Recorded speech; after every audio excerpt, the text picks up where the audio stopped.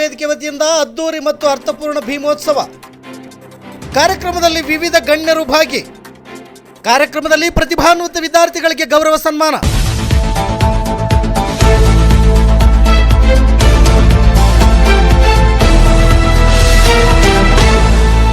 S ವೀಕ್ಷಕರ, ಚಿತ್ರದುರ್ಗ ಜಿಲ್ಲೆ ಮೊಳಕಾಲ್ಮೂರು ಪಟ್ಟಣದ ಅಕ್ಷರದವ ಭವನದಲ್ಲಿ ಸಮಾಜ ಪರಿವರ್ತನೆ ವೇದಿಕೆ ವತಿಯಿಂದ ಭೀಮೋತ್ಸವ ಕಾರ್ಯಕ್ರಮ ಅದ್ದೂರಿ ಮತ್ತು ಅರ್ಥಪೂರ್ಣವಾಗಿ ನಡೆಯಿತು. ಕಾರ್ಯಕ್ರಮದಲ್ಲಿ ಎಸ್ಎಸ್ಎಲ್ಸಿ ಹಾಗೂ ಪಿಯುಸಿ ವಿದ್ಯಾರ್ಥಿಗಳಿಗೆ ಪ್ರತಿಭಾ ಪುರಸ್ಕಾರ ಹಮ್ಮಿಕೊಂಡಿದ್ದು, ಪ್ರತಿಭಾವಂತ ವಿದ್ಯಾರ್ಥಿಗಳನ್ನು ಮತ್ತು ವಿವಿಧ ಗಣ್ಯರನ್ನು ಸನ್ಮಾನಿಸಿ ಗೌರವಿಸಲಾಯಿತು.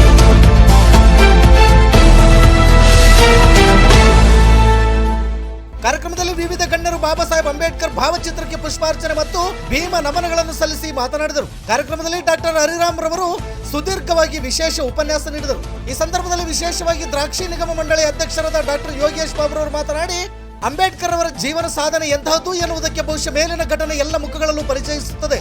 ಅಂಬೇಡ್ಕರ್ ಅವರು ಜಾತಿ ವ್ಯವಸ್ಥೆಯನ್ನು ವಿರೋಧಿಸಿದವರು, ಸಂವಿಧಾನ ರಚನೆಯಲ್ಲಿ ಮುಖ್ಯ ಪಾತ್ರ ವಹಿಸಿದವರು, ಉನ್ನತ ಶಿಕ್ಷಣ ಪಡೆದು ನಾನು ಗಳಿಸುವ ಜ್ಞಾನದ ಪರಿಣಿತಿಯನ್ನು ನನ್ನ ಸ್ವಾರ್ಥಕ್ಕೆ ಉಪಯೋಗಿಸುವುದಿಲ್ಲ, ಬದಲಾಗಿ ನನ್ನ ಅಸ್ಪೃಶ್ಯತೆ ಜನಾಂಗದ ಕಣ್ತೆರೆಸಲು ಮತ್ತು ಅವರನ್ನು ಶೋಷಣೆಯಿಂದ ಮುಕ್ತಿಗೊಳಿಸಲು ನನ್ನ ಜ್ಞಾನ ಸಂಪಾದನೆಯನ್ನು ವಿನಿಯೋಗಿಸುತ್ತೇನೆ.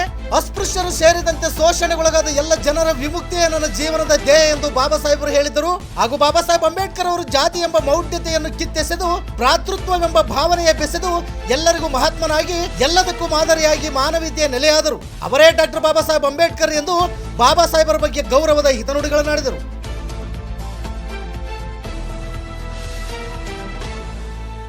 ಕಾರ್ಯಕ್ರಮದಲ್ಲಿ ಸಮಾಜ ಪರಿವರ್ತನಾ ವೇದಿಕೆ ಗೌರವ ಅಧ್ಯಕ್ಷರಾದ ಬಂಗಿ ನಾಗರಾಜ್, ಸಂಸ್ಥಾಪಕರಾದ ನಾಗಸಮುದ್ರ ಮರಿಸ್ವಾಮಿ, ಕ್ಷೇತ್ರ ಶಿಕ್ಷಣಾಧಿಕಾರಿಗಳಾದ ನಿರ್ಮಲಾ ದೇವಿ, ಪಿಎಸ್ಐ ಮಹೇಶ್ ಲಕ್ಷ್ಮಣ ಹೊಸಪೇಟೆ, ವಕೀಲರಾದ ಡಿ ಬಸವರಾಜ್, ಕಾಂತರಾಜ್ ಮತ್ತು ತಾಲೂಕು ಅಧ್ಯಕ್ಷರಾದ ವಡೇರಳ್ಳಿ ಬಸವರಾಜ್, ರೈತ ಸಂಘದ ರಾಜ್ಯ ಉಪಾಧ್ಯಕ್ಷರಾದ ಬೇಡ್ರಡ್ಡಳ್ಳಿ ಬಸವರೆಡ್ಡಿ ಮತ್ತು H Thippeswamy, Devasamudra Chandranna, S Ramesh, S Paramesh, Bhattahalli G Chandranna, BK Chandrappa, Ajjeri Thippeswamy, Konasagara Thippesh, Rudramuni, ವಕೀಲರಾದ ತಿಪ್ಪೇರುದ್ರಪ್ಪ, ಪಿಎಚ್ ಚಿಕ್ಕುಂತಿ ಗುರುಶಂಕರಪ್ಪ, ನಾಗೇಶ್, ಪರಶುರಾಮ್, ಗಿರೀಶ್ ಹಾಗೂ ಸಮಾಜ ಪರಿವರ್ತನೆ ವೇದಿಕೆ ಪದಾಧಿಕಾರಿಗಳು ಸೇರಿದಂತೆ ದಲಿತ ಮುಖಂಡರು, ಯುವಕರು ಉಪಸ್ಥಿತರಿದ್ದರು.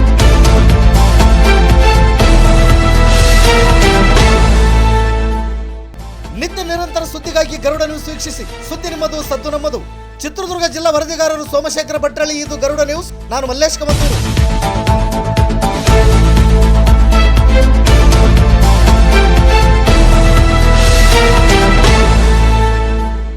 ಬರೋಕ್ಕಿಂತ ಮುಂಚಿತವಾಗಿ ನಮ್ಮ ಈ ಒಂದು ವೇದಿಕೆಯ ಪದಾಧಿಕಾರಿಗಳು ತಿಳಿಸಿದೆ, ನಮ್ಮ ತಂದೆ ತಾಯಿ ಬಿಟ್ರೆ ನಾನು ಇವತ್ತು ನಿಮ್ಮ ಮುಂದೆ ನಿಂತು ಮಾತಾಡುವಲ್ಲಿ ಪ್ರಮುಖ ಪಾತ್ರ ವಹಿಸಿರ್ತಕ್ಕಂಥ ನಮ್ಮ ಪೂಜ್ಯ ಗುರುಗಳು ಈ ತಿಂಗಳ 18ನೇ ತಾರೀಕಂದು ನಮ್ಮನ್ನು ಅಗಲಿದ್ದಾರೆ. ಆ ವಿಷಯ ನಮಗೆ 3 ದಿನಗಳ ನಂತರ ಗೊತ್ತಾಯಿತು. ಇವತ್ತು ಅವರ ಶಿವಗಣಾರಾಧನೆ ಕಾರ್ಯಕ್ರಮವನ್ನ ರಾಣಿಬೆನ್ನೂರಿನಲ್ಲಿ ಇಟ್ಕೊಂಡಿರೋದ್ರಿಂದ 12ವರೆಗೆ ಅಲ್ಲಿ ಇರಬೇಕಾಗಿತ್ತು.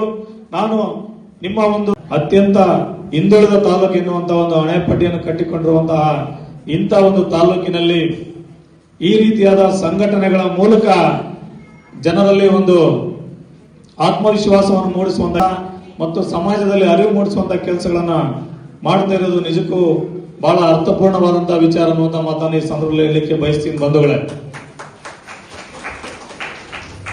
ನಾವು ಈಗಾಗಲೇ 3 ಜನ ಮಹಾನುಭಾವರ ಭಾವಚಿತ್ರಗಳಿಗೆ ಪುಷ್ಪಾರ್ಚನೆಯನ್ನು ಮಾಡಿದ್ದೀವಿ. ಯಾವ ಒಂದು SLC ಪದವಿ PUC ವಿದ್ಯಾರ್ಥಿಗಳಿಗೆ ಏನು ಆಯೋಜನೆ ಮಾಡಿದ್ದಾರೆ, ಇದು ಬೇರೆಯವರಿಗೆ ಸ್ಫೂರ್ತಿದಾಯಕ. ಇವತ್ತು ಯಾರ ಮಕ್ಕಳನ್ನ ನಿಮ್ಮನ್ನ ಕರೆಸಿದ್ದಾರೆ, ಸೊ ಇಲ್ಲೆಲ್ಲ ನಿಂತು 3 ಫೋಟೋನ ಇಟ್ಟಿದ್ದಾರೆ. ಬಹಳಷ್ಟು ಜನಕ್ಕೆ ಗೊತ್ತಿರಬಹುದು, ಬರೀ ಹೆಸರಷ್ಟೇ ಗೊತ್ತಿರುತ್ತೆ. ಬಹಳಷ್ಟು ಜನ ಅದರ ಬಗ್ಗೆ ತಿಳ್ಕೊಳ್ಳೋ ಇದನ್ನು ಸಹಿತ ಕೆಲವು ಜನ ಮಾಡಿರಲ್ಲ. ಬಟ್ ನಾವು ಅದನ್ನ ಮಕ್ಕಳಿಗೆ ಹೇಳಿಕೊಡೋ, ನಾವು ಓದಿಲ್ಲ ಅಂದ್ರೆ ಸಹಿತ ನಮ್ಮ ಮಕ್ಕಳಿಗೆ ಹೇಳ್ಕೊಳ್ಳೋ ಜವಾಬ್ದಾರಿ ನಮ್ದು. ಬುದ್ಧ, ಬಸವ, ಅಂಬೇಡ್ಕರ್ ಇವರು 3 ಜನಗಳು ಸಹಿತ ಬೇರೆ ಬೇರೆ ಕಾಲಘಟ್ಟದಲ್ಲಿ ಅವರು ವಾಸಿಸ್ತಕ್ಕಂಥ ನಮ್ಮಲ್ಲಿ ಜೀವನ ಸಾಗಿಸಿ ಅವರು ಸಮಾಜದಲ್ಲಿ ಕೆಲವೊಂದು ಬದಲಾವಣೆ. ಇವರು 3 ಜನ ಯಾಕೆ ನಾವು ಇಷ್ಟು ನೆನೆಸ್ಕೊಳ್ತೀವಿ ಇವತ್ತಿನ ಜನಕ್ಕಂದ್ರೆ, ಅವರು ಬೇರೆ ಜನಗಳ ಜೊತೆ ಆಗಿನ ಕಾಲದಲ್ಲಿ ಲಕ್ಷ ಇದ್ರು, ಕೋಟಿ ಇದ್ರು, ಕೋಟ್ಯಾಂತರ ಜನಗಳನ್ನ ಬಿಟ್ಟು ನಾವು ಸಮಾಜದಲ್ಲಿ ಏನ್ ನಡೀತಾ ಇದೆಯಲ್ಲ ಅದು ತಪ್ಪು, ಅದನ್ನು ಈ ರೀತಿ ನಡಿಬೇಕು, ಮತ್ತೆ ಸಮಾಜದಲ್ಲಿರ್ತಕ್ಕಂಥ ಅಸಮಾನತೆ, ಅಸ್ಪೃಶ್ಯತೆ ಮತ್ತೆ ಬೇರೆ ವಿಚಾರಗಳಲ್ಲೂ ಸಹಿತ ಬಹಳಷ್ಟು ಒಬ್ಬ ಮನುಷ್ಯ ಯಾವ ರೀತಿ ಬದುಕಬೇಕು ಅಂತ ಹೇಳಿ ಹೇಳಿಕೊಟ್ಟಿದ್ದಾರೆ. ಅದರಲ್ಲಿ ಈ ಇಬ್ಬರು ಸಹಿತ ಬಹಳಷ್ಟು ಹಿಂದೆ ಬದುಕಿದವರು ಬುದ್ಧ ಮತ್ತು ಬಸವಣ್ಣವರು.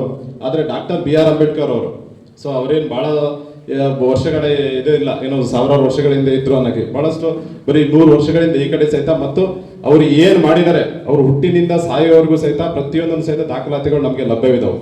ಸೊ ಆಗಿನ ಕಾಲಘಟ್ಟದಲ್ಲಿ ಇವತ್ತು ಏನು ಬಹಳಷ್ಟು ಜನಗಳಲ್ಲಿ ಸಮಾಜದಲ್ಲಿ ಅಸಮಾನತೆ ಅಸ್ಪೃಶ್ಯತೆ ಬಹಳಷ್ಟು ಜನಕ್ಕೆ ಗೊತ್ತಿರ್ಲಿಕ್ಕಿಲ್ಲ. ಇತ್ತೀಚಿನ ಜನಗಳಲ್ಲಿ ಆ ರೀತಿ ಏನಂದ್ರೂ ಸಹಿತ ಕೆಲವು ಜನಕ್ಕೆ ಮನವರಿಕೆ ಇರೋದಿಲ್ಲ. ಬಟ್ ನಾವೇನಾದ್ರೂ ಭಾರತ ಇತಿಹಾಸ ತೆಗೆದು ನೋಡಿದಾಗ ನಮಗೆ ಬಹಳಷ್ಟು ಸಹಿತ ಹಿಂಗೂ ಇತ್ತ ಸಮಾಜದಲ್ಲಿ ಇದನ್ನ ಯಾವ ರೀತಿ ಬದಲಾವಣೆ ಆಯಿತು. ಯಾಕಂದ್ರೆ ಬರೀ 70 ರಿಂದ 80 ವರ್ಷದಿಂದ ಈ ಕಡೆ ಸಹಿತ ನಾವು ಭಾರತ ಸಂವಿಧಾನ ಕಂಡ್ರು ಸಹಿತ ಆ ಒಂದು ಬದಲಾವಣೆ ಬರೋಕ್ಕೆ ಮುಖ್ಯ ಕಾರಣ ಡಾಕ್ಟರ್ BR ಅಂಬೇಡ್ಕರ್ ಅವರು ಒಂದು ಏನಾದ್ರೂ ನಾವು ಭಾರತದಲ್ಲಿ ಅವರು ಡಾಕ್ಟರ್ BR ಅಂಬೇಡ್ಕರ್ ಅವರು ಒಂದು ಇರಲಿಲ್ಲ ಅಥವಾ ಆ ಒಂದು ಸ್ವಾತಂತ್ರ್ಯ ಹೋರಾಟದಲ್ಲಿ ಬೇರೆ ಭಾರತ ದೇಶದ ಬಹಳಷ್ಟು ಮುಖಂಡರುಗಳು ನಾಯಕರ ಮೇಲೆ ಅಧಿಕಾರಿಗಳಾಗಿರ್ಬೋದು ಮತ್ತೆ ಬಹಳಷ್ಟು ತಜ್ಞರು ಅವರ ತಮ್ಮ ಭಾಷಣದಲ್ಲಿ ಡಾಕ್ಟರ್ BR ಅಂಬೇಡ್ಕರ್ ಅಂತೆ ಬಹಳಷ್ಟು ಸಲ ಪ್ರಸ್ತಾಪ ಮಾಡ್ತಾ ಇರ್ತಾರೆ.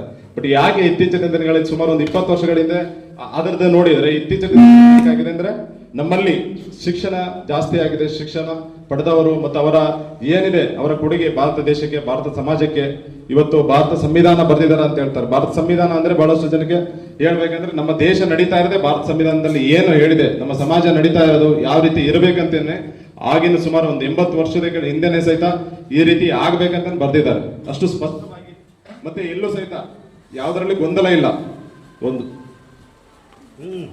ಮೂಲಭೂತ ಹಕ್ಕುಗಳಲ್ಲಿ ಮತ್ತೆ ನಮಗೆ ತೊಂದರೆ ಆದ್ರೆ ನಾವು ಎಲ್ಲಿ ಹೋಗ್ಬೇಕು, ಯಾರನ್ನ ಕಾಣಬೇಕು, ಸೊ ಎಲ್ಲರಿಗೂ ಸಹಿತ ಆ ಸಮಾನವಾದ ಒಂದು ಹಕ್ಕುಗಳನ್ನ ಮತ್ತೆ ಸಮಾಜದಲ್ಲಿ ಹುಟ್ಟಿರ್ತಕ್ಕಂಥ ಯಾವುದೇ ಜಾತಿ ಆಗಿರ್ಬೋದು, ಧರ್ಮ ಆಗಿರ್ಬೋದು, ವರ್ಣ ಆಗಿರ್ಬೋದು, ಮತ್ತೆ ಜನ್ಮ ಸ್ಥಳ ಆಗಿರ್ಬೋದು, ಅದು ಎಲ್ಲರಿಗೂ ಏನು ಒಬ್ಬ ವ್ಯಕ್ತಿಗೆ ಸಹಜ ಏನ್ ದೊರೆಯುತ್ತೆ ಅದು ಎಲ್ಲರಿಗೂ ದೊರಿಬೇಕಂತ ಹೇಳಿ ಸಾಕಷ್ಟು ಹೋರಾಟ ಮಾಡಿ ನೀವು ಮಾಡಿದ್ದಾರೆ. ಸೊ ಅದರಿಂದ ನಾವು ಡಾಕ್ಟರ್ BR ಅಂಬೇಡ್ಕರ್ ಅವರು ಇಲ್ಲಿ ಯಾರು ಬಂದಿದ್ರಿ ಮಕ್ಕಳ ಜೊತೆಗೆ ಅವ್ರ ತಂದೆ ತಾಯಿಗೆ ಹೇಳೋದಂದ್ರೆ ಡಾಕ್ಟರ್ BR ಅಂಬೇಡ್ಕರ್ ಅವ್ರ ಬಗ್ಗೆ ಏನೋ ಅವ್ರ ಶಕ್ತಿಯಲ್ಲ ಇದು ವ್ಯಕ್ತಿಯನ್ನ ಶಕ್ತಿಯನ್ನು ಕಂಡು ಇವತ್ತೇ ನೀವು ನಿಮ್ಮ ಮಕ್ಕಳಿಗೆ ಡಾಕ್ಟರ್ BR ಅಂಬೇಡ್ಕರ್ ಸಂಬಂಧಿಸಿದ ಒಂದು ಬುಕ್ ಅನ್ನ ಕೊಟ್ಟು ಸ್ವಲ್ಪ ಏಕಾಂತದಲ್ಲಿ ಓದಬೇಕು. ಸುಮ್ಮನೆ ನಾವೇನೋ ಮನರಂಜನೆಗೋಸ್ಕರ ಓದಂತದ್ದಲ್ಲ. ಆ ವ್ಯಕ್ತಿ ಬಗ್ಗೆ ಬಹಳಷ್ಟು ತಿಳ್ಕೋಬೇಕಂದ್ರೆ ಯಾರ ಆ ವ್ಯಕ್ತಿ ಅವತ್ತೇನಾದ್ರೂ ಒಂದು ಸ್ವಾರ್ಥವನ್ನ ಬೆಳೆಸಿದ್ರೆ ಬಹಳಷ್ಟು ಜನ ಇವತ್ತು ಸಹಿತ ನಾವು ಹೋರಾಟ ಮಾಡಬೇಕಾಗಿತ್ತು ಆ ಒಂದು ಸಮಾನತೆಗೋಸ್ಕರದ. ಸೊ ಆ ರೀತಿ ವ್ಯಕ್ತಿತ್ವ ಬೆಳೆದಿರ್ತಕ್ಕಂಥ ನಮ್ಮ ಒಂದು ಡಾಕ್ಟರ್ BR ಅಂಬೇಡ್ಕರ್ ಅವರು ನಮ್ಮ ಭಾರತದಲ್ಲಿ ಹುಟ್ಟಿದ್ದಾರೆ. ಸೊ ಅವರ ಹೆಸರಿನಲ್ಲಿ ಅವರ ಒಂದು ಏನು ಪ್ರತಿಭಾ ಪುರಸ್ಕಾರ ಮಾಡ್ತಾ ಇದ್ದಾರೆ. ಮತ್ತೆ ನಾನು ನಿಮ್ಮ ಮಕ್ಕಳಿಗೆ ಏನ್ ಹೇಳ್ತದೆ ಅಂದ್ರೆ ನಿಮ್ನ ಇವತ್ತಿಲ್ಲಿ ಕರೆಸಿ ಪ್ರತಿಭಾ ಪುರಸ್ಕಾರ ಮಾಡ್ತಾ ಇದಾರೆ ಅಂದ್ರೆ ನಿಮ್ಗೊಂದು ಇದು ಅಲ್ಲ, ನಿಮ್ಗೆ ಜವಾಬ್ದಾರಿ ಕೊಡ್ತಾ ಇದ್ದಾರೆ ಸಮಾಜದಲ್ಲಿ. ಸೊ ನೀವು ಅದನ್ನ ಅರ್ಥ ಮಾಡ್ಕೋಬೇಕು. ನನ್ನ ಜವಾಬ್ದಾರಿ ಏನು ಈ ಒಂದು ಸಮಾಜ ಪರಿವರ್ತನೆ ವೇದಿಕೆಯಿಂದ ಒಂದು ಗೌರವಾಧ್ಯಕ್ಷನಾಗಿ ನಾನು ಮಾತಾಡಬೇಕಾಗುತ್ತೆ. ದಯವಿಟ್ಟು ಕೂತ್ಕೊಳ್ಬೇಕು. ಯಾಕಂದ್ರೆ ಸಾಧನೆ ಇಲ್ಲ ಅಂತಂದ್ರೆ ನಾವು ಏನ್ ಸಾಧನೆ ಮಾಡಕ್ ಆಗಲ್ಲ. ದಯವಿಟ್ಟು ವಿದ್ಯಾರ್ಥಿಗಳು ಅರ್ಥ ಮಾಡ್ಕೋಬೇಕು ಅಂತ ಕುಂತಿದ್ದೀರಾ. ನಿಮ್ಮ ಮನಸ್ಥಿತಿನ ನಾವು ಅರ್ಥ ಮಾಡ್ಕೊಂಡಿದ್ದೀವಿ. PUC ಆಗಿರ್ಬೋದು, SSLC ಆಗಿರ್ಬೋದು, ಡಿಗ್ರಿ ಆಗಿರ್ಬೋದು, ತಾವು ವಿದ್ಯಾರ್ಥಿಗಳಲ್ಲಿ ಮನವಿ ಇಷ್ಟೇ, ತಾಳ್ಮೆ ಮುಖ್ಯ. ಯಾವತ್ತು ನಾವು ಸಮಾಧಾನದಲ್ಲಿ ಇರ್ತೇವೋ ನಾವು ಏನಾದ್ರೂ ಒಂದು ಸಾಧನೆ ಮಾಡಲಿಕ್ಕೆ ಸಾಧ್ಯ ಆಗುತ್ತೆ. ಇಷ್ಟೊಂದು ಬಂದಿದ್ದೀರಾ, ನನಗೆ ಅರ್ಥವಾಗಿದೆ. ಬಂದಿರೋದ್ರ ಬಗ್ಗೆ ನಾವು ಒಂದು ಮಾತಾಡಬೇಕಾಗುತ್ತೆ. ನಮ್ಮ ಸಮಾಜ ಪರಿವರ್ತನೆ ವೇದಿಕೆಯು ಸುಮಾರು ಕೆಲವೇ ತಿಂಗಳಲ್ಲಿ ತಾಲೂಕಿನ ಒಂದು ಇದರಲ್ಲಿ ಜಾರಿಗೆ ಬಂತು. ನಮ್ಮ ಸಮಾಜ ಪರಿವರ್ತನೆ ವೇದಿಕೆಯಲ್ಲಿ ಇರ್ತಕ್ಕಂಥ ಎಲ್ಲ ಸದಸ್ಯರು ಬಹಳ ತರುಣರಿದ್ದಾರೆ, ಯಂಗ್ಸ್ಟರ್ಸ್ ಇದ್ದಾರೆ, ಅವರೆಲ್ಲ ಉತ್ಸಾಹ ಇದೆ, ಅವರೆಲ್ಲ ಏನಾದರೂ ಮಾಡ್ತಕ್ಕಂಥ ಸಾಮಾಜಿಕ ಕಳಕಳಿ ಇದೆ. ಈ ಒಂದು ದೃಷ್ಟಿಯಿಂದ ವಿದ್ಯಾವಂತರು, ಸಮಾನ ಮನಸ್ಕರು, ಚಿಂತಕರು, ಬುದ್ಧಿಜೀವಿಗಳಾಗಿರ್ತಕ್ಕಂಥ ನಮ್ಮ ಯುವಕರು ಎಲ್ಲ ಸೇರಿ ಇವತ್ತೊಂದು ಸಮಾಜ ಪರಿವರ್ತನೆ ವೇದಿಕೆ ಅಂತ ಮಾಡಿಕೊಂಡು ಇವತ್ತಿನ ದಿನ ನಮ್ಮ ಮಳಕಾಪುರದಲ್ಲಿ ಇತಿಹಾಸ ಪ್ರಸಿದ್ಧವಾಗಿರ್ತಕ್ಕಂಥ ಒಂದು ಸಮಾರಂಭನ ಏರ್ಪಡಿಸಿದ್ದಾರೆ. ನಾನು ಗೌರವಾಧ್ಯಕ್ಷನಾಗಿ ಅವ್ರನ್ನ ಹೃದಯಪೂರ್ವಕ ಅಭಿನಂದಿಸಲೇಬೇಕು. ನಮ್ಮ ಅಂಗೀಷ್ಟಾರ್ ಆಗಿರ್ತಕ್ಕಂಥ ನಮ್ಮ ತಾಲೂಕು ಅಧ್ಯಕ್ಷ ಆಗಿರ್ತಕ್ಕಂಥ ಜ್ಞಾನಬೇಕ ಬಸವರಾಜ್ ಅವರು, ನಮ್ಮ ಉಪಾಧ್ಯಕ್ಷರಾಗಿದ್ದ ಚಂದ್ರಣ್ಣ ಅವರು, ನಮ್ಮ ಸೆಕ್ರೆಟರಿ ಆಗಿರ್ತ ಪರಮೇಶ್ ಅವರು, ಜಿಲ್ಲಾ ಸೆಕ್ರೆಟರಿ, ಮತ್ತೆ ರುದ್ರಪ್ಪ ಸರ್ ಅವರು, ಮತ್ತೆ ಸಂಸ್ಥಾಪಕ ಇವರಾಗಿರ್ತಕ್ಕಂಥ ಪರಸ್ವಾಮಿ ಅವರು, ಶಿವಣ್ಣರವರು, ಪ್ರತಿಯೊಂದು ಏಕೆಯೋ ಪ್ರತಿ ಹಳ್ಳಿಗೂ ಒಂದು ಮನೆಗೂ ಸದಸ್ಯ ಅಭಿಯಾನ ನಡೆಸಿ ಪ್ರತಿಯೊಬ್ಬರನ್ನು ನಮ್ಮ ಸಮಾಜ ಪರಿವರ್ತನೆ ವೇದಿಕೆಯಲ್ಲಿ ನಾವು ಭಾಗಿಯಾಗಲಿಕ್ಕೆ ಮುಂದಿನ ಒಂದು ದಿನಗಳಲ್ಲಿ ಗೃಹಪ್ರವೇಶಗಳನ್ನು ಹಾಕ್ಬೇಕಂತ ಹೇಳಿ ನಾವು ಇದು ಮಾಡ್ಕೊಂಡಿದ್ದೀವಿ. ನಿಜವಾಗಲೂ ನಮ್ಮ ತಾಲೂಕಿನಲ್ಲಿ ಇತಿಹಾಸ ಪ್ರಸಿದ್ಧ ಆಗಿರ್ತಕ್ಕಂಥ ಈ ಸಮಾರಂಭ ಎಲ್ಲ ಅವಿಸ್ಮರಣೀಯ. ಯಾಕಂದ್ರೆ ಇಷ್ಟು ಜನಗಳನ್ನ ಸೇರಿಸಿ ನಾವು ಒಂದು ಪ್ರತಿಭಾ ಪುರಸ್ಕಾರವನ್ನ ಮತ್ತೆ ಸಮಾಜದಲ್ಲಿ ಸಾಧನೆ ಮಾಡಿರ್ತಕ್ಕಂಥ ಸಾಧಕರನ್ನ ಗುರುತಿಸಿ ಅವ್ರಿಗೆಲ್ಲ ಒಂದು ಸನ್ಮಾನ ಮಾಡ್ತಕ್ಕಂಥದ್ದು ಅಭಿನಂದನೀಯ. ಯಾಕಂದ್ರೆ ಸನ್ಮಾನ ಮಾಡ್ತಕ್ಕಂಥದ್ದು ಅದು ಸಣ್ಣ ವಿಚಾರ ಅಂತ ಯಾರು ಬಯಸಬಾರ್ದು. ನಾವು ಕೊಡ್ತಕ್ಕಂಥ ಪ್ರಶಸ್ತಿ ನೀವಾಗಿ ಒಂದು ಮೂಲೆಯಲ್ಲಿ ಇಡ್ತೀರಾ, ಒಂದೇನಾದ್ರೂ ಒಂದು ಶೋಕೇಸ್ನಲ್ಲಿ ಸೇರುತ್ತೆ. ಮತ್ತೆ ನಾವು ಹಾಕಿರ್ತಕ್ಕಂಥ ಒಂದು ಹಾರಗಳು ಬಾಡಿ ಹೋಗುತ್ತೆ, ನಾವು ಹಾಕ್ತಕ್ಕಂಥ ಒಂದು ಶಾಲು ಸಹ ನೀವೆಲ್ಲ ಒಂದು ಜೋಪಾನಾಗಿ ಇಡ್ತೀರಾ. ಬಟ್ ಅದು ನಾವು ಸ್ಮರಿಸ್ತಕ್ಕಂಥ ಇವತ್ತಿನ ದಿನ ನಿಮ್ಮ ಸಾಧನೆಗೆ ಒಂದು ಮೈಲಿಗಲ್ಲಾಗುತ್ತೆ ಅಂತ ನಮ್ಮೊಂದು ಒಂದು ಭಾವನೆ ಮಾಡ್ಕೊಂಡಿದ್ದೀವಿ. ಯಾಕಂದ್ರೆ ನನಗೆ ಬಹಳ ಸಂತೋಷ ಆಗ್ತಾ ಇದೆ. ಈ ವಿದ್ಯಾರ್ಥಿಗಳು ನಮ್ಮ ತಾಲೂಕಿನಲ್ಲಿ 98%, 97%, 90ಕ್ಕಿಂತ ಮೇಲೆ ಇರ್ತಕ್ಕಂಥ ಪರ್ಸೆಂಟ್ ತಗೊಂಡು ಸಾಧಕರಿದ್ದಾರೆ ಅಂತಂದೇಳಿ ನಮಗೆ ಬಹಳ ನಮ್ಮ ಮೊಳಕಾಲ್ಮೂರು ಜನತೆಗೆ ಬಹಳ ಹೆಮ್ಮೆಯ ವಿಷಯ. ನಮ್ಮ ಸಾಧನೆ ಮಾಡಿರ್ತಕ್ಕಂಥ ಇವತ್ತು ನೋಡ್ತಾ ಇದ್ದೀವಿ, ನಮ್ಮ ಮೊಳಕಾಲ್ಮೂರಿನಲ್ಲಿನೇ ರಮೇಶ್ ಅಂತ ಮಂಜಿ ರಮೇಶ್ ಅವರು ಸಾಧಾರಣ ಜೀವನ ನಡೆಸ್ತಕ್ಕ ಕೇವಲ ಟಿವಿಗಳ ಒಂದು ಡಿಬೇಟ್ಗಳಲ್ಲಿ ಮತ್ತು ಈ ಒಂದು ಫೇಸ್ಬುಕ್ ಲೈವ್ ಭೀಮ ಸೈನಿಕರು ನಾವು ಭೀಮ ಸೈನಿಕರು, ಶಿಕ್ಷಣ ಸಂಘಟನೆ ಹೋರಾಟ ಎಂಬ ಭೀಮ ಮಂತ್ರದಿ ಚಳುವಳಿಯ ಕಟ್ಟಿದವರು, ಚಳಿಗಾಳಿಗೆ ಜಗ್ಗದವರು, ಅನ್ಯಾಯಕ್ಕೆ ಬಗ್ಗದವರು, ವಸುಂಧರೆಯಲ್ಲಿ ಜೈ ಭೀಮ್ ಮಂತ್ರಕ್ಕೆ ಶರಣೆಂದವರು ನಾವು ಸೈನಿಕರು, ಭೀಮ ಸೈನಿಕರು. ಸ್ವಾರ್ಥವ ಎಗಲಿನಿಂದಿಳಿಸಿದವರು, ಸಾಮಾಜಿಕ ನ್ಯಾಯದ ಹರಕೆ ಹೊತ್ತವರು, ನಡೆದವರು ಸೈನಿಕರು ನಾವು ಭೀಮ ಸೈನಿಕರು. ಅರಿವಿನ ಶಿಕ್ಷಣ ಪಡೆಯಲಿಲ್ಲ ಆ ಕ್ಷಣ, ಅರಿವಿನ ಶಿಕ್ಷಣ ಪಡೆಯಲಿಲ್ಲ ಆ ಕ್ಷಣ, ರಾಜಕೀಯ ಗದ್ದುಗೆಯ ಏರಲಿಲ್ಲ ಅರೆಕ್ಷಣ. ಬಹುಜನರ ಚಳುವಳಿಯೇ ಉಸಿರೆಂದು ಹೋರಾಟದ ದೀವಿಗೆ ಹಿಡಿದು ನಡೆದವರು ಸ್ವಾರ್ಥಕ್ಕಲ್ಲ, ಸಮ ಸಮಾಜದ ಕನಸು ಕಟ್ಟಿ ಅಸಮಾನತೆಯಲ್ಲಿ ನೊಂದವರು ಸೈನಿಕರು ನಾವು ಭೀಮ ಸೈನಿಕರು. ಕೈರ್ಲಾಂಜಿ ಕಂಬಾಲಪಲ್ಲಿ ನರಮೇಧ, ಮರಕುಂಬಿ ಸಿಗರನಹಳ್ಳಿ ಬಹಿಷ್ಕಾರ, ಚಂದ್ರಗುತ್ತಿ ಸವರ್ಣಿಯ ಅಟ್ಟಹಾಸಕ್ಕೆ ದೇವದಾಸಿಯಾದವರು, ಮುತ್ತು ಕಟ್ಟಿಸಿ ಸತ್ತವರು, ನ್ಯಾಯ ಸಿಗದೆ ಅತ್ತವರು ಸೈನಿಕರು ನಾವು ಭೀಮ ಸೈನಿಕರು. ಬನ್ನಿ ನೋಡಿ ನನ್ನ ಹಳ್ಳಿಯ ಹೋಟೆಲಿನ ಲೋಟ, ಗುಡಿಗಂಟೆಯ ಗೂಟ, ಮುಟ್ಟಬಾರದವರು ದೂರ ನಿಲ್ಲಿರೆಂದು ಬೆದರಿಸುವವು. ನಂದೀಶನ ಕುಂಭಮೇಳದಿ ಬಹಿಷ್ಕೃತರಾದವರು ನಾವು ಅಸ್ಪೃಶ್ಯರು, ನಾವು ಅಸ್ಪೃಶ್ಯರು. ಮನುಧರ್ಮದ ಸಂಕೋಲೆಯಲ್ಲಿ 3000 ವರ್ಷ, ಮನುಧರ್ಮದ ಸಂಕೋಲೆಯಲ್ಲಿ 3000 ವರ್ಷ ಚಾತುರ್ವರ್ಣದ ಗುಲಾಮಗಿರಿಗೆ ಎದೆಕೊಟ್ಟು ಬೆಂದವರು ನಾವು ಸ್ವತಂತ್ರ ಭಾರತದ ಭೀಮ ಸೈನಿಕರು. ಹೋರಾಟದ ನಗವು ಹೊತ್ತು ಬಾಬಾ ಸಾಹೇಬರ ಜಗದಗಲಕ್ಕೆ ಬಿತ್ತಿ ಬೆಳೆದ ಯೋಧರು ಸೈನಿಕರು ನಾವು ಭೀಮ ಸೈನಿಕರು. ಅವಕಾಶ ಕೊಟ್ಟಿದ್ದಕ್ಕಾಗಿ ಧನ್ಯವಾದ. ನನಗೆ ಬಹಳಷ್ಟು ಸಂತೋಷವಾಯಿತು ಈ ವೇದಿಕೆಯನ್ನು ನೋಡಿ. ಆದರೆ ಈ ವಿದ್ಯಾರ್ಥಿಗಳಿಗೆ ನಾನು ಒಂದು ಕಿವಿ ಮಾತು ಹೇಳ್ತಾ ಇದ್ದೀನಿ. ಫ್ರಾನ್ಸಿನ ಜರ್ಮನಿಯ ಒಬ್ಬ ಶಿಕ್ಷಣ ತಜ್ಞ ಏನು ಹೇಳ್ತಾ ಇದ್ದಾನೆ, ನಮ್ಮ ಉಪನ್ಯಾಸ ಸಾಹೇಬರು, ಕಾನೂನು ವಕೀಲ ಸಾಹೇಬ್ ಹೇಳಿದರು, ಶಿಕ್ಷಕರು ಅವರವರ ಗುಣಮಟ್ಟಕ್ಕೆ ತಕ್ಕಂತೆ, ಅವರ ಒಂದು ಬುದ್ಧಿಮಟ್ಟಕ್ಕೆ ತಕ್ಕಂತೆ ಉಪನ್ಯಾಸ ನೀಡ್ತಾ ಇದ್ದಾರೆ, ಅವರು ಪಾಠಗಳನ್ನು ಮಾಡ್ತಾ ಇದ್ದಾರೆ. ಅದಕ್ಕೆ ಜರ್ಮನಿ ಒಬ್ಬ ಶಿಕ್ಷಣ ತಜ್ಞ ಏನು ಹೇಳ್ತಾ ಇದ್ದಾನೆ, a bad teacher compliance and ordinary teacher explains, A good teacher teachers, A great teacher inspire. ಈ 4 ವಾಕ್ಯ ನೋಡ್ತಾ ಇದ್ದಾರೆ ಯಾರು, ಜರ್ಮನಿ ಶಿಕ್ಷಣ ತಜ್ಞ. ಇದರ ಅರ್ಥ ಏನಪ್ಪ ಅಂತ ನಾನು ಕನ್ನಡದಲ್ಲಿ ಹೇಳ್ತಾ ಇದ್ದೀನಿ. ಎ ಬ್ಯಾಡ್ ಟೀಚರ್ ಕಂಪ್ಲೈನ್ಸ್, ಕೆಟ್ಟ ಶಿಕ್ಷಕರಿಂದ ಕೆಟ್ಟ ಭಾವನೆಗಳನ್ನೇ ಸಮಾಜದಲ್ಲಿ ಹೊರಬಡ್ತಾ ಇದ್ದಾವೆ. ಆರ್ಡಿನರಿ ಟೀಚರ್ ಎಕ್ಸ್ಪೀರಿಯನ್ಸ್, ಸಾಧಾರಣ ಶಿಕ್ಷಕನಿಂದ ಸಾಧಾರಣವಾದ ಒಂದು ಶಿಕ್ಷಣ ಹೊರಬರುತ್ತೆ. ಎ ಗುಡ್ ಟೀಚರ್ಸ್, ಒಳ್ಳೆಯ ಉಪನ್ಯಾಸಕರಿಂದ, ಒಳ್ಳೆಯ ಶಿಕ್ಷಕರಿಂದ ಒಳ್ಳೆಯ ವಿದ್ಯೆ ಹೊರಗಡೆ ಬರುತ್ತೆ. ಎ ಗ್ರೇಟ್ ಟೀಚರ್ ಇನ್ಸ್ಪೈರ್, ಅತ್ಯಂತ ಉನ್ನತವಾದ ಒಬ್ಬ ಉಪನ್ಯಾಸಕರಿಂದ, ಒಬ್ಬ ಶಿಕ್ಷಕನಿಂದ ಅವರಿಗೆ ಮೀರಿದಷ್ಟು ಬುದ್ಧಿಮತ್ತೆ ಮಕ್ಕಳಿಗೆ ಕಲಿಸ್ತಾ ಇದ್ದಾರೆ. ನಮ್ಮ ವಕೀಲ ಸಾಹೇಬ್ ಹೇಳಿದ್ರು, ಶರಣ ಸಾಹೇಬ್ ಸಹ ಹೇಳಿದರು, ಅವರ ಬುದ್ಧಿಮಟ್ಟಕ್ಕೆ ತಕ್ಕಂತೆ ಅವರು ಪಾಠಗಳು ಮಾಡ್ತಾ ಇದ್ದಾರೆ. ನಾವು ಸಹ 30 ವರ್ಷಗಳಲ್ಲಿ ಒಂದು ಜಿಲ್ಲಾ ಪ್ರಶಸ್ತಿ ಪಡೆದಿದ್ದೀನಿ 2002ನೇ ಇಸ್ವಿಯಲ್ಲಿ. ಅದು ಸರ್ಕಾರ ಗೊತ್ತೊಚ್ಚಿದೆ, ಜಿಲ್ಲಾ ಅತ್ಯುತ್ತಮ ಶಿಕ್ಷಕ ಪ್ರಶಸ್ತಿ ಅಂತೇಳಿ ನಮಗೆ ಕೊಟ್ಟರು. ಅದು ಸಿರಿಗೆರೆ ಪಂಡಿತರಾಜ ಸ್ವಾಮಿಗಳು ನಮಗೆ ಸನ್ಮಾನ ಮಾಡಿ ಮೂರ್ಖ ಜನಗಳನ್ನು ಕುಂದಿರಿಸಿಕೊಂಡು ಡಾಕ್ಟರ್ BR ಅಂಬೇಡ್ಕರ್ ಅವರು ಏನು ನಮಗೆ ಸಂವಿಧಾನ ಬರ್ಕೊಟ್ಟಿದ್ದಾರೆ, ಇದನ್ನ ಯಾರು ನಮಗೆ ಹೇಳ್ತಾ ಇಲ್ಲ. ಈ ಸಂವಿಧಾನವನ್ನ ಯಾಕೆ ಮುಚ್ಚಿಟ್ರು ಅನ್ನೋದನ್ನ ಹಳ್ಳಿಗಳಲ್ಲಿ ಸಾರಿ ಇವತ್ತು ಈ ಒಂದು ಕಾರ್ಯಕ್ರಮಗಳನ್ನು ಆಯೋಜನೆ ಮಾಡ್ತಾ ಇದ್ದಾರೆ. ಸಮಾಜದಲ್ಲಿ ಪರಿವರ್ತನೆ ಆಗಬೇಕು ಅಂತಂದ್ರೆ ನನ್ನ ಸೇರಿ ನಾನು ನನ್ನ ಕುಟುಂಬದಲ್ಲಿ ಎಷ್ಟು ಕೆಡಬೇಕೋ ಅಷ್ಟೆಲ್ಲ ಕೆಟ್ಟಿದ್ವಿ ನಾವೆಲ್ಲ ಬಾಲ್ಯದಲ್ಲಿ.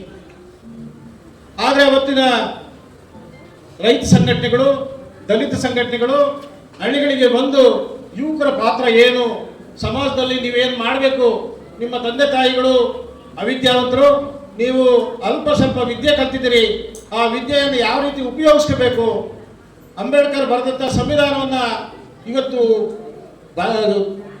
ಇದು ಬಲಾಢ್ಯರು ಮುಚ್ಚಿಟ್ಟಿದ್ದಾರೆ, ಅದನ್ನು ಯಾವ ರೀತಿ ನೀವು ಹೊರಗಡೆ ತರಬೇಕು ಅನ್ನೋದ್ರ ಬಗ್ಗೆ ಸಂಘಟನೆ ಮೂಲಕ ಬರಬೇಕು ಅಂತ ಹೇಳಿದಾಗ ನಾವೆಲ್ಲರೂ ಕೂಡ ಅವತ್ತಿನಿಂದ ಇವತ್ತಿನವರೆಗೂ ಹಣದಾಸೆಗೆ ಹೋಗಲಿಲ್ಲ.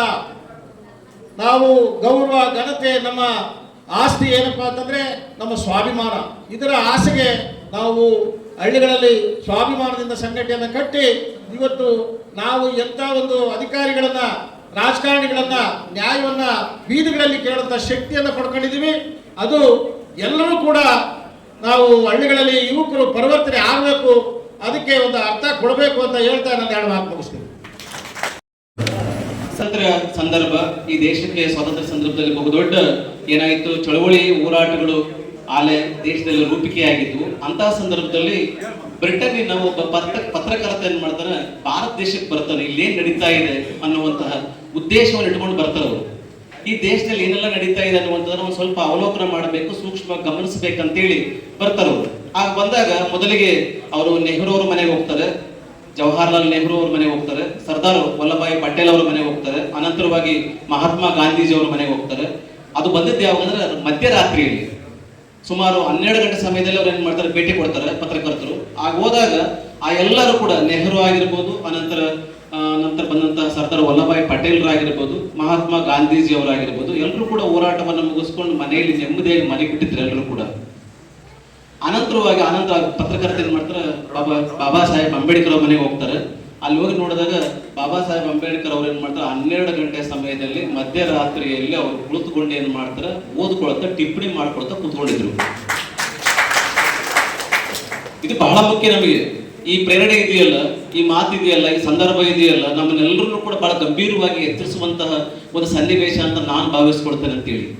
ಯಾಕೆ ಅಂತಂದ್ರೆ ಅವ್ರು ಪ್ರಶ್ನೆ ಕೇಳ್ತಾರೆ ಪತ್ರಕರ್ತರು, ಏನಾಗಿದೆ, ಅಲ್ಲ ಸ್ವಾಮಿಗಳೇ, ಈಗಾಗಲೇ ಸರ್ ನಾನು ಎಲ್ಲ ಕಡೆ ಹೋಗಿ ಬಂದಿದ್ದೀನಿ, ದೇಶದ ಮಹಾನ್ ನಾಯಕರೆಲ್ಲ ಹೋರಾಟ ಮಾಡ್ಕೊಂಡು ಆರಾಮ್ ಮಲಗಿದ್ದಾರೆ, ನೀವ್ ಯಾಕೆ ಇನ್ನೂ ಇಷ್ಟೊತ್ತಲ್ಲಿ ಟಿಪ್ಪಣಿ ಮಾಡ್ಕೊಳ್ತಾ ಕೂತ್ಕೊಂಡಿದ್ದೀರಲ್ಲ ಅಂತ ಕೇಳಿದಾಗ ಅವ್ರು ಹೇಳಿದ್ರು, ನೋಡ್ರಿ ಅವ್ರ ಸಮಾಜದವರು ಎಚ್ಚರವಾಗಿದ್ದಾರೆ, ಹಾಗಾಗಿ ಅವ್ರ ನಾಯಕರು ಮಲಗಿದ್ದಾರೆ. ಅವ್ರ ಸಮಾಜ ಎಚ್ಚರವಾಗಿದೆ, ಹಾಗಾಗಿ ಏನಾಗಿ ಸಹಜವಾಗಿ ಅವರೆಲ್ಲ ನಾಯಕರು ಮಲಗಿದ್ದಾರೆ. ನನ್ನ ಸಮಾಜ ಮಲಗಿದೆ, ನಮ್ಮ ಸಮಾಜವನ್ನು ಕೂಡ ಪೂರ್ತಿಯಾಗಿ ಮಲಗಿದೆ, ಅವರನ್ನ ಎಚ್ಚರಗೊಳಿಸುವಂತಹ ಜವಾಬ್ದಾರಿ ನನ್ನ ಮೇಲಿದೆ. ಹಾಗಾಗಿ ಆ ಕೆಲಸವನ್ನ ನಾನೇನ್ ಮಾಡ್ತಂದ್ರೆ ಇಲ್ಲಿ ಕೂತ್ಕೊಂಡು ವರ್ಕ್ ಮಾಡ್ತಾ ಇದ್ದೀನಿ ಅಂತ ಹೇಳಿ ಅವ್ರು ಹೇಳ್ತಾರೆ, ಸಮಜಾಯಿಷನ್ನು ಕೊಡ್ತಾರೆ. ನಿಜವಾದ ಕೂಡ ಈ ಸಂದರ್ಭ ನನ್ನಂತವರಿಗೆ, ನಿಮ್ಮಂತವ್ರಿಗೆ ಎಲ್ಲರೂ ಕೂಡ ಪ್ರೇರಣೆ ಆಗ್ತಂತ ಭಾವಿಸ್ಕೊಳ್ತಾ ಈ ವೇದಿಕೆಗೆ ಜ್ಯೋತಿಯ ಬಲದಿಂದ ತಮಂದದ ಕೇಡು ನೋಡಯ್ಯ, ಪರುಷದ ಬಲದಿಂದ ಅವಲೋಕದ ಕೇಡು ನೋಡಯ್ಯ, ಕೂಡಲ ಸಂಗರ ಶರಣರ ಬಲದಿಂದ ಎನ್ನ ಭವದ ಕೇಡು ನೋಡಯ್ಯ ಎಂದು ಬಸವಣ್ಣವರ ನುಡಿಯನ್ನು ಸ್ಮರಿಸುತ್ತಾ, ಹಾಗೆಯೇ ಎನ್ನ ಫಲಗಳನ್ನು ಅನುಭವಿಸಿದ್ದ ನನ್ನ ಜನಗಳು ದೇವರು ಮತ್ತು ಕುಡಿತ ಎನ್ನುವ ದುಶ್ಚಟಗಳಿಂದ ಎಂದಾದರೆ ದೂರವಿರುತ್ತೀರೋ ಅಂದು ನೀವು ಗುಲಾಮಗಿರಿಯಿಂದ ಹೊರಗೆ ಹೋದಂತೆ ಅನ್ನುವ ನಮ್ಮ ಭಾರತ ರತ್ನ ಬಾಬಾ ಸಾಹೇಬ್ ಅಂಬೇಡ್ಕರ್ ಹೇಳಿದ ಮಾತುಗಳನ್ನು ನೆನಪಿಸಿಕೊಳ್ಳುತ್ತಾ, ಇಂದು ಕಾರ್ಯಕ್ರಮ ಸಮಾಜ ನಿಸ್ವಾರ್ಥದ ಜೀವನ, ಸೊ ಪ್ರಾಮಾಣಿಕತ ಇದ್ದು ಬೋಧಿಸಿದಂಥ ಟೀಚರ್ಗಳು ಇಂದಾದರೆ ಅವರು ತಮ್ಮ ಸ್ಥಾನವನ್ನು ಸೇರ್ತಾರೆ. ಸೊ ಹಾಗಾಗಿ ವಿದ್ಯೆ ಅಂತಕ್ಕಂಥದ್ದು ನಮಗೆ ಬಹಳ ಮುಖ್ಯವಾಗಿದೆ. ಈಗಾಗಲೇ ನಮ್ಮ ವಕೀಲ್ ಸಾಹೇಬರು ಹೇಳ್ತಕ್ಕಂಥದ್ದು ಸಕ್ಸಸ್ಫುಲ್ ಟೀಚರ್ ಆಗಿರ್ತಕ್ಕಂಥ ದಾರಿ ಅದ ಅಂತೇಳಿ ನಾನು ಹೇಳಕ್ಕೆ ಇಷ್ಟಪಡ್ತೀನಿ. ಸೊ ಇನ್ನೊಂದು ಮಾತು ಏನು ಹೇಳ್ತಾರೆ ಹಿರಿಯರು, ದುಡ್ಡೇ ದೊಡ್ಡಪ್ಪ, ವಿದ್ಯೆ ಏನು ಕೇಳಿಸ್ತಾ ಇಲ್ಲ ನನಗೆ, ಕೇಳಿದ್ರಲ್ಲ ಇದು. ಸೊ ಹಾಗಾಗಿ ವಿದ್ಯೆಯಿಂದ ಎಲ್ಲವನ್ನೂ ಸಾಧಿಸಬಹುದು. ಕಾರಣ ತಾವು ಇವತ್ತು ವಿದ್ಯೆ ಕಲಿತು ಮುಂದೊಂದು ದಿನ ಹಿರಿಯರಾಗುತ್ತೀರಿ. ಹಿರಿಯರು ಹೇಳಿದಂಗೆ ಇವತ್ತಿನ ವಿದ್ಯಾರ್ಥಿಗಳೇ ನಾಳೆಯ ಪ್ರಜೆಗಳು ನಾಳೆಯ ಪ್ರಜೆಗಳೇ ಮುಂಬರುವ ನಾಯಕರು ಅಂತೇಳಿ. ಸೊ ನೀವು ಉನ್ನತ ಶಿಖರಕ್ಕೆ ಬಾಬಾ ಸಾಹೇಬ್ ಅಂಬೇಡ್ಕರ್ ಆಶೆಗಳಾಗಿರ್ತಕ್ಕಂಥ ಶಿಕ್ಷಣ ಮತ್ತು ಶಾಲೆಗಳಲ್ಲಿ ಇದನ್ನು ವೇಳಾಪಟ್ಟಿಯನ್ನು ತಯಾರಿಸಿ ಮಾಡಿ ಹಾಕಿದ್ದೀವಿ. ಇಂಥ ಒಂದು ವೇಳಾಪಟ್ಟಿ ಅನುಸರಿಸಿ ಮಕ್ಕಳು ಒಳ್ಳೆ ವಿದ್ಯಾವಂತರಾಗ್ತಾರೆ.